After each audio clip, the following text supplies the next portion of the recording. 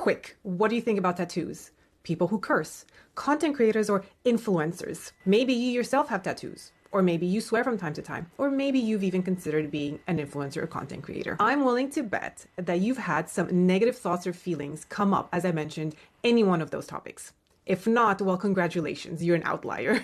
And you have somehow shielded yourself from shame. But it's safe to say that there are certain things that people get really worked up over. And if we dig a little bit deeper, it's probably their shame talking.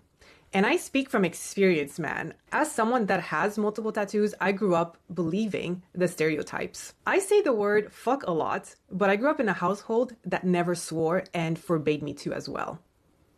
I'm not an influencer, but damn, being a content creator is 5 full-time jobs all rolled up into one. Society has imposed certain guardrails, and for those of us who test those boundaries or we walk miles away from them, we are hounded by criticism, by judgment, and eventually potentially ostracized by the majority. The narrative becomes the foundational truth. Tattoos are for inmates, druggies, and low-class people. Anyone who curses has no respect for themselves or anyone else. And I'm sure you've heard this one, being a content creator is not a job, go get a real one. And so these ideas have bubbled up to the surface because society imposed certain standards on us. And should we deviate into alternatives, we'll eventually run into shame.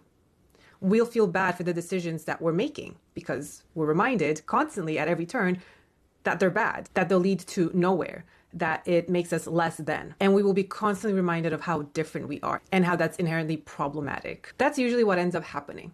Instead of embracing the adventure and the freedom that comes from escaping the guardrails, of finding others who are out there in the pasture also waiting for us to join them. We focus so much on the people that are still within those boundaries and those guardrails that we lose sight of what really brings us to life and the people that are ready to welcome us.